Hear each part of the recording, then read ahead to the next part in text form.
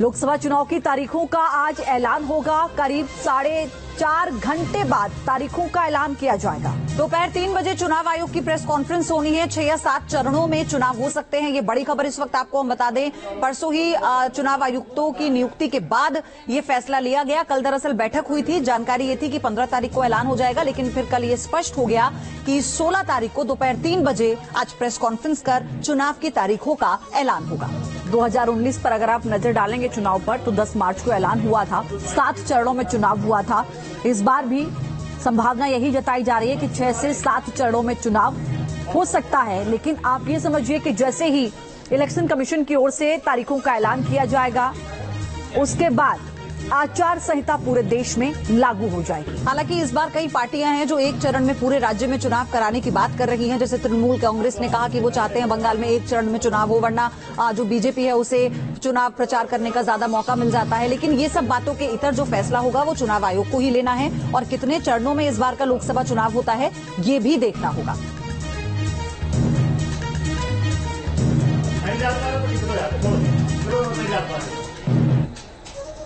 और चलिए, कई सहयोगी हमारे साथ जुड़ चुके हैं। बता दूं आपको, मोहित राज दुबे हैं दिल्ली से, विकास चंद्र भी दिल्ली से हमारे साथ जुड़ चुके हैं, निखिल शर्मा लखनऊ से हमारे साथ हैं, तापस सेन गुप्ता कोलकाता से हैं, इसके अलावा पंकज मिश्रा मुंबई से इस वक्त हमारे साथ जुड़े हैं। एक रिपोर्ट आपको दिखाते हैं, उसके बाद अपने सहयोगी से भी हम बात करें। तो देखिए देश क्या सोचता है, क्या चल रहा है देश के मन में।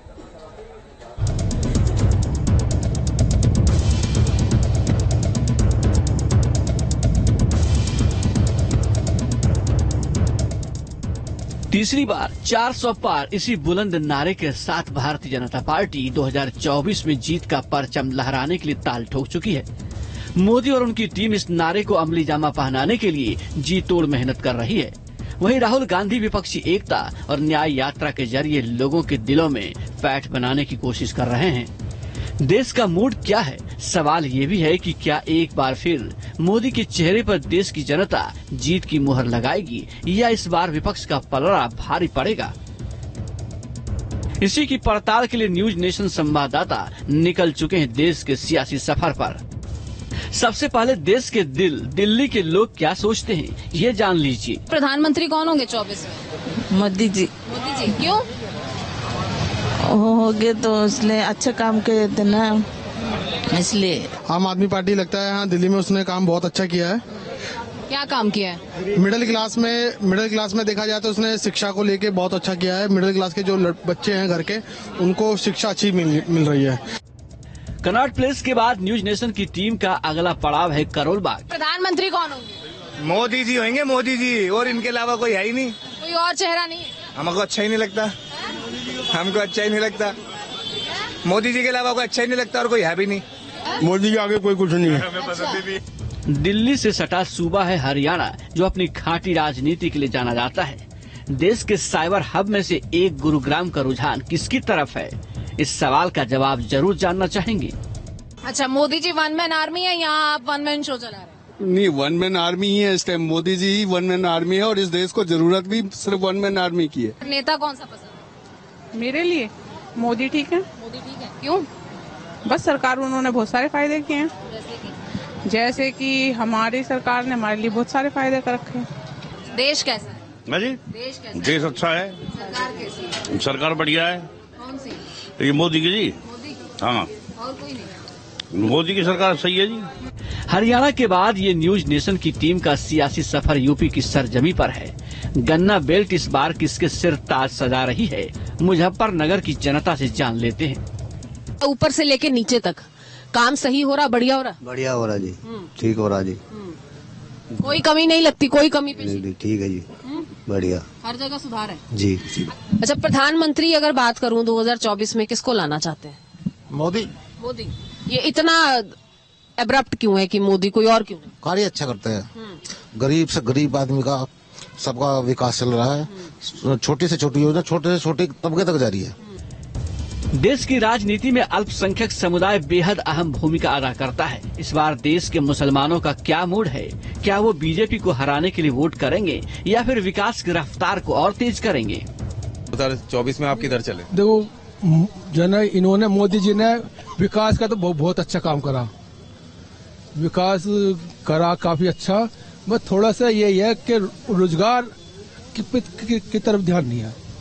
पर लोकसभा चुनाव में किधर जा रहा है सबका? नहीं, देखिए मुस्लिम महिलाओं का तो बिल्कुल रुख साफ है कि वो बीजेपी की तरफ जा रही है, क्योंकि बीजेपी ने जितना मुसलमान महिलाओं के लिए काम किया है, 3 तलाक से निजात दिलवाई है, और जितना भी आजकल मतलब कि जो भी जैसे है कि सबका साथ, सबका विकास, सबका विश्वास, तो मैं सबसे ज्यादा जोर दूंगी सबका विश्वास। उसमें मुस्लिम महिलाओं और मुस्लिम्स के लिए उन्होंने, मोदी जी ने सबका विश्वास जीता है। गुजरात ने पीएम मोदी का भरपूर साथ दिया। इस बार गुजरात के दिल में क्या है? मैं तो प्राउडली बोलता हूँ, माननीय नरेंद्र मोदी जी ने और भारतीय जनता पार्टी ने जिस तरीके से विकास किया है पूरे गुजरात में, वापी से लेकर सौराष्ट्र तक, तो मैं तो डेफिनेटली बोलूंगा कि वापस मोदी सरकार आनी चाहिए। जैसे ही चुनाव की तारीखों का ऐलान होगा, सियासी रण में घमासान और तेज हो जाएगा। न्यूज नेशन के सफर में आपने जाना देश का मूड क्या है, किसका पलड़ा भारी और कौन कमजोर नजर आ रहा है, ये आप खुद तय कर सकते हैं। देश का सियासी मिजाज जानने के लिए न्यूज नेशन का सफर यूं ही जारी रहेगा। Team news nation.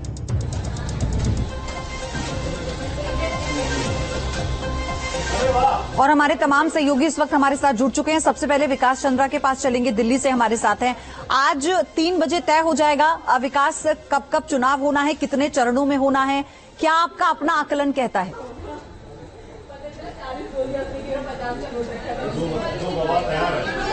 देखिए, इंतजार था कि चुनाव आयोग की तरफ से कब लोकसभा चुनाव 2024 का ऐलान किया जाता है, क्योंकि अगर पिछली बार की बात करें तो 10 तारीख को ऐलान हो गया था, तो उसे 5 दिन का विलंब हो चुका है।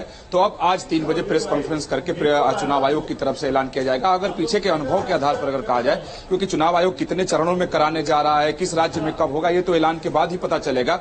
लेकिन देखें तो पिछली बार 7 चरणों में चुनाव हुए थे पूरे देश भर में। 2024 पर अगर निगाह डालें तो 9 चरणों में चुनाव हुए थे 2014 में। तो इस बार भी उम्मीद की जा रही है कि 7 चरण में चुनाव हो सकते हैं, क्योंकि देश बड़ा है और चुनाव आयोग के सामने तमाम चुनौतियां रहती हैं कि निष्पक्ष ढंग से चुनाव हो, भयमुक्त माहौल में चुनाव हो, लोग अपने घरों से निकलें और मतदाता केंद्र तक जाएं और वहां अपना वोट डालें। तो बहुत सारी व्यवस्थाएं चुनाव आयोग को भी करनी पड़ती है, और खासतौर पर जो उत्तर प्रदेश हो, बिहार हो, पश्चिम बंगाल हो, नॉर्थ ईस्ट के राज्य हो और जो पहाड़ी राज्य हैं, तो वहां चुनाव आयोग की टीम को पहुंचाना भी एक मुश्किल काम होता है। और जनसंख्या बहुत ज्यादा है बिहार, बंगाल और उत्तर प्रदेश की, तो वहां चरण ज्यादा होते ही हैं। और उसके पीछे सबसे बड़ी वजह यह है कि जो अर्धसैनिक बल होते हैं उनको एक जगह से दूसरे जगह भेजना होता है ताकि सुरक्षा की चाक चौबंद व्यवस्था रहे। तो खैर अब इंतजार है, कुछ घंटे की बात है, चुनाव आयोग की तरफ से ऐलान करके बता दिया जाएगा जो कितने चरणों में चुनाव इस देश में होगा और काउंटिंग कब होगी और सरकार कब शपथ लेगी। सारी चीजें थोड़ी देर बाद साफ हो जाएंगी। चलिए विकास हमारे साथ रहिए। मोहित दुबे भी लगातार हमारे साथ जुड़े हुए हैं। कुछ ही घंटों का वक्त रह गया है अब तो मोहित,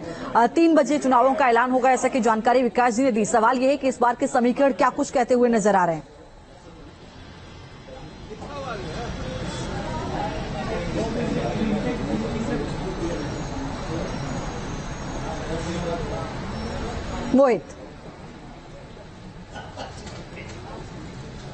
मोहित आवाज मिल पा रही है आपको? देखिए पयोधी, मैं लंबे वक्त से मैं चुनाव आयोग की रिपोर्टिंग कर रहा हूं। मैं पयोधी बिल्कुल,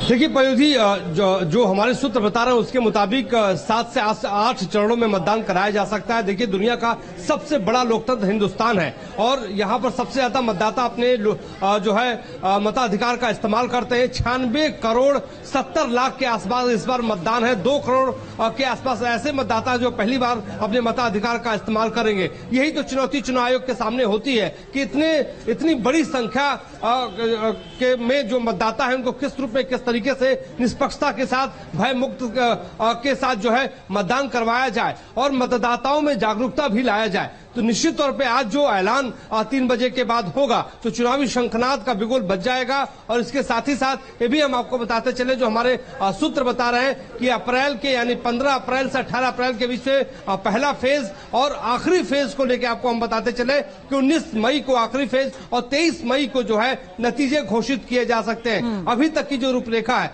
देखिए आज थोड़ी देर के बाद चुनाव आयोग के भीतर एक बैठक होगी और बैठक के बाद दोनों जो चुनाव आयुक्त हैं और मुख्य चुनाव आयुक्त हैं वो दिल्ली के विज्ञान भवन पहुंचेंगे और वहां पर करीब 3 बजे के आसपास प्रेस कॉन्फ्रेंस की शुरुआत कर देंगे। ठीक, ठीक है मोहित, निखिल भी हमारे साथ जुड़ चुके हैं लखनऊ से। निखिल, इस बार जो पूरा समीकरण है यूपी में वो भी बहुत दिलचस्प है, और लोकसभा की बात हो और यूपी की बात ना हो और यहाँ के समीकरणों को साधने की कोशिश ना हो, तो ऐसा तो हो नहीं सकता। निखिल, कैसे देख रहे हैं, कितने चरणों में यूपी का देख रहे हैं?